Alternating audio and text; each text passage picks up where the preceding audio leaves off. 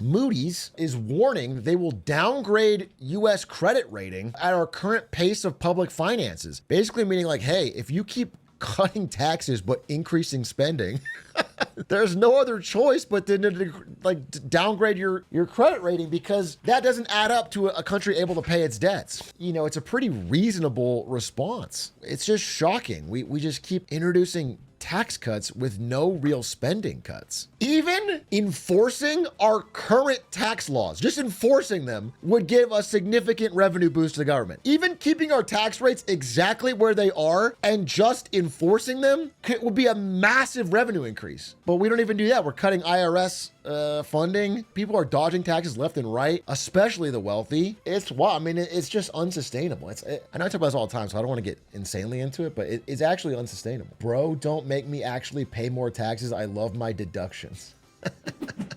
You're the problem. You're part of the problem. My two biggest political dreams. I guess I'm just a young man, especially dreaming big here, but I would love to get money out of politics and to have an easily understood tax system that is fully enforced. Those are my two biggest dreams. Those two things alone would cause so much rippling, cascading good. I want trains. Dude, it is fucking wild that we have 0 miles of high-speed rail in America. Maybe Amtrak would disagree over a few stretches, but I don't count it as truly modern high-speed rail. We have 0 miles of high-speed rail in America. China has 50,000 miles, maybe kilometers, but whatever. It's, I mean, you can literally go big city to big city on a convenient high-speed rail in China. It's anywhere you want. That's wild. And their GDP's smaller. Is this guy just a CCP plant? All bro does is hop on G's cock. Elon owns you, buddy. That's a counterpoint. Never thought about that. Would you rather have an inner city subway system for every major system? You mean every major city? Or a larger train network connecting all major cities? I am selfish, so I would cut the entire East Coast off and shoot it into the sun to get a single subway to LAX. I don't even understand that I'm focused. No, I mean, I honestly don't have an answer to that question. I don't know. I think either one, you know what I'm saying? I'm not greedy. I'll take either one and I'd be so happy. But I do think that high-speed rail between the major, not even across country. I mean, like, if you had a big West Coast high-speed rail network between all the major cities and a big East Coast one between all major cities, like an upgraded Amtrak, I guess, people would use it all the fucking time. It would improve economic growth. It would improve people's ability to move around. You know what I'm saying? It would be awesome. It would generate its worth in GDP. You know, it just seems like a slam dunk, but you know, it's hard to build things. Hey, Navius, thank you for the 5 gift. Did you have a message? He's asking about the carried interest loophole and whether it ought to be closed. I'm seeing an article that maybe Trump proposed ending it, but I can't tell if this is real or not. This would be cool. I would love it if Trump got this passed. Simplified, it's a way for people who are partners in financial firms, usually on Wall Street, to avoid taxes in the way that they get paid from profits of their firm. I mean, listen, I have a larger theory about what I want is a more simplified tax code in general. I just think, especially as I am now realizing, again, as I am entering a post-economic phase,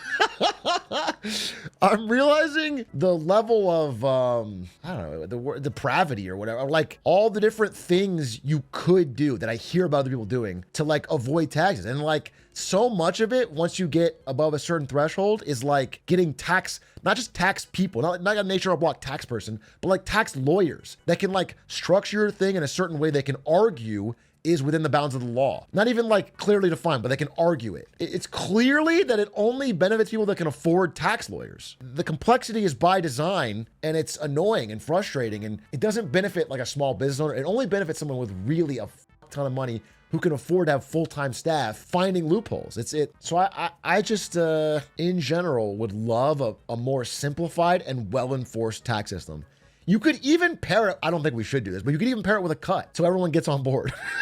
You could even pair it with a cut. Like everyone gets less taxes, but it's 100% enforced, everyone, to a man, taken seriously. And like that, it would just feel better as a society. People would feel less like other people are cheating them. You know what I'm saying? It feels sometimes as a citizen in this country where like, you feel like you're paying in to a large pool that is getting exploited by people that are richer than you. Because the law literally says as long as your interpretation is arguable, you are shielded from criminal liability. Yeah, exactly. So as long as they have a lawyer who could argue that what they thought they were doing was right, then they can't be in criminal trouble. They can only pay penalties if it's found to be wrong. So you literally have these teams that'll find the most insane way of structuring your income to avoid all taxes, and there's not even a chance they could be in criminal trouble because they have a tax lawyer that can argue, well, this is all what we thought was legal.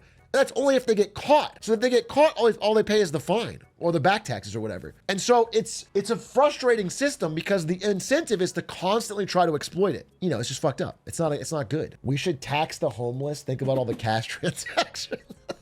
Or this, honestly, fuck my plan. Nah, fuck that. I actually think this is a better way.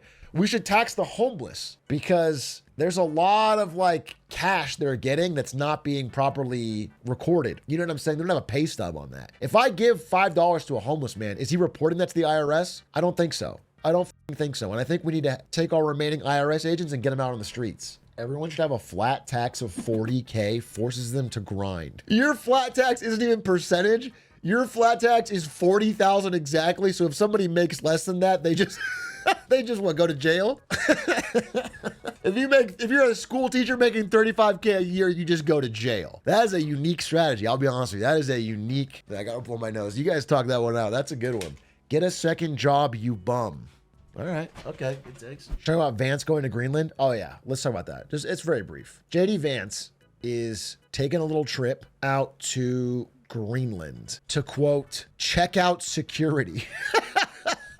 Do not want to see what the Signal group chat looks like while he's there. What does he mean he's going to check out the security of Greenland? JD Vance is going to walk around and make sure Greenland's secure. He's going to do an ocular pat down on the exits. The leaders of all 5 parties in Greenland's parliament have condemned his comments. 85% of the population said in a recent opinion poll they did not want to become part of the U.S. Seems pretty open and shut. I think they also want to be independent from Denmark too, though, is my understanding, which is limited. I haven't read enough about Greenland. The polling would suggest they would like to be their own independent country, and they're kind of caught in this weird power struggle. And my also understanding is I was talking to someone who had a friend who lived there, and they had spoken to them, and they were telling me it back to me. And the idea was that, like, Denmark has kind of not given a shit about Greenland, like not paid attention to them, not really supported until now that Trump wants it. And now Denmark's kind of pretending like they've always been.